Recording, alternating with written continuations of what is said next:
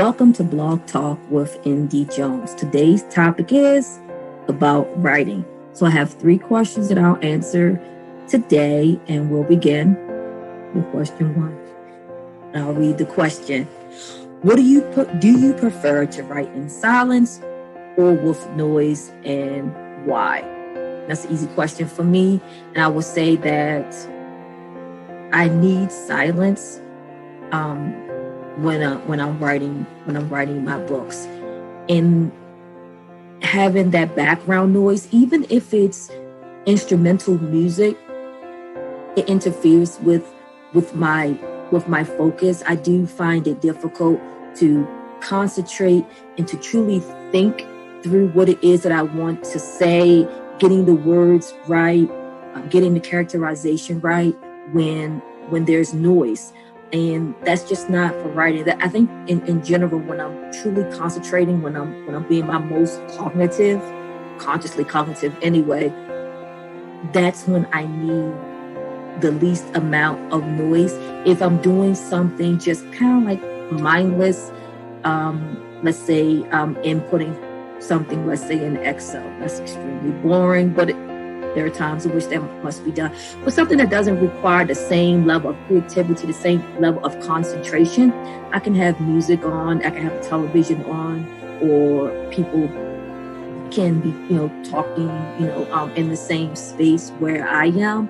But the greater my focus, the more quiet I need to focus. So that's answer to question number 1. And then question number 2.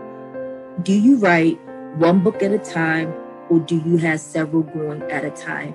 And I guess in a way for me, I think that question number 2 is aligned with question number 1 in that it very much still messes with the same personality type.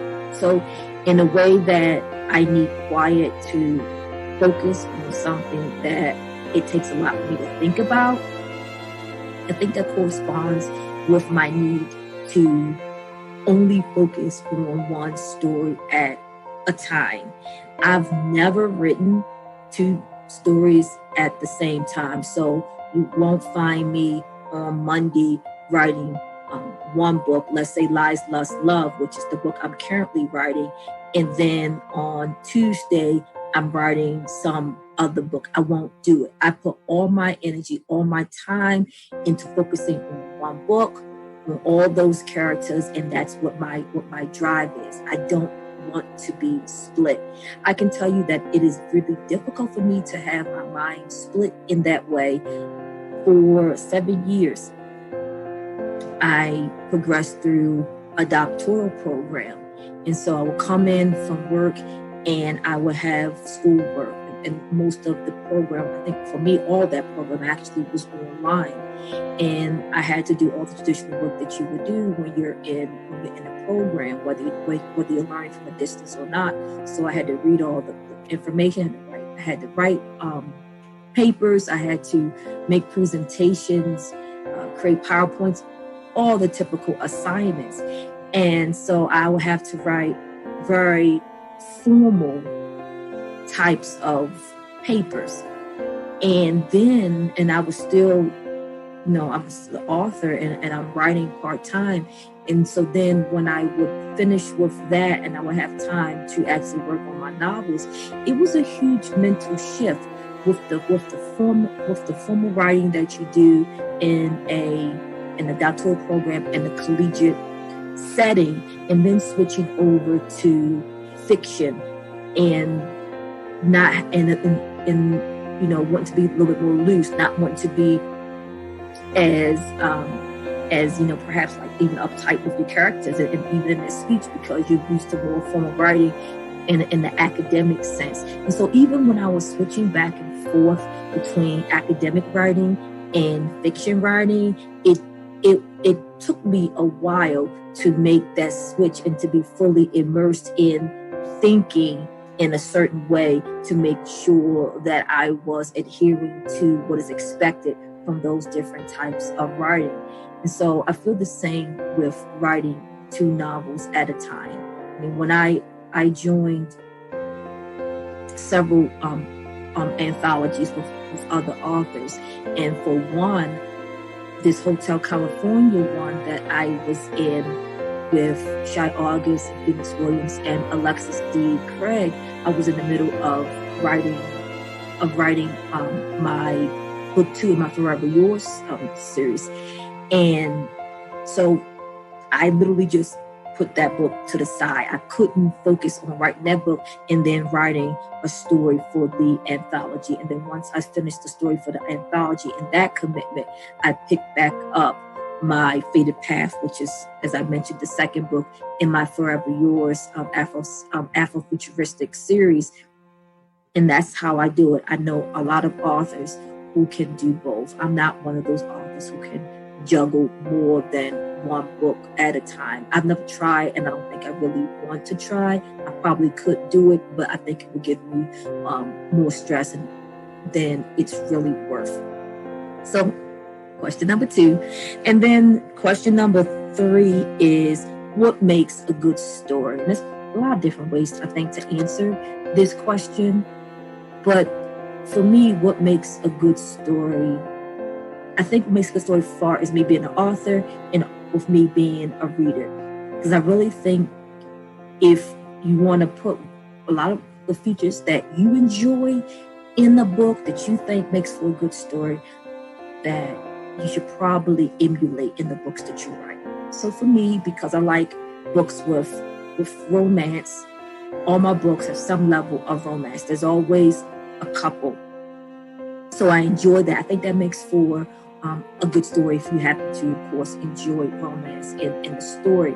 So what makes for a good story when you have a couple in it, and you have to make sure they're well-rounded characters, and that they are characters that readers want to root for, that they want them to be together, that if there are certain barriers in their way to being together, or if they have to combine their best possible selves to overcome this external barrier, or whatever it is, I think that makes for a good story.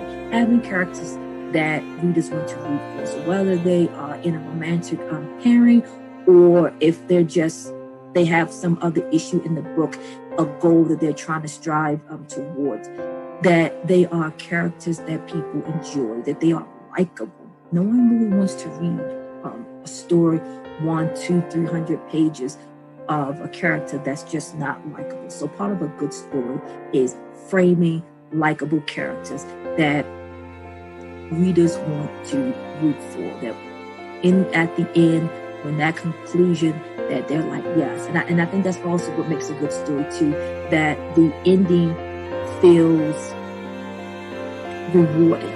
So whatever that may look like, depending on your genre, that it feels rewarding, that you've taken that reader on a really nice journey. Because sometimes a journey could be a day, believe it or not, in the book, or a week. But depending on how you write it, they can feel, right? They feel that journey. And so when they get to the end of it, it's like nice. They feel fulfilled. They enjoy it. It's like, okay, yeah, that was great. And that's part of what makes a good story, that you want to build in all that emotion. And whether the emotion is laughter, if the emotion is, heartache, anger, you can put all that stuff in your book. You want to pull out those emotions in your readers. You don't want them to be angry that you haven't done anything, or angry that you haven't told the story well, but angry at the points that you want them to be angry. Laugh at the points where you put humor in there and you really want them to laugh, to feel concern or anxiety or worry at the point where you really want them to be. You want them to sit on the edge if that's the type of story that you're telling, or you want them to cry at a certain point because you've written a story in such a way that you've poured out those emotions in them. Those are good stories. The stories that connect with your heart, the stories that connect with your brain. And at the end of it, a person feel that the time that they spent with your story was time well spent. That makes a good story to me. And People are different, but I think if you link it to emotion, genuine emotion, and you're not, and you create situations in which it makes sense, I think most people will be with you and they will feel that the story was worth their time and that you gave them something that they would not have had otherwise if they hadn't chosen your book. So those are my 3 questions for today with the topic about writing. So thank you for joining me, and please be safe and take care, and I'll see you next time. Goodbye.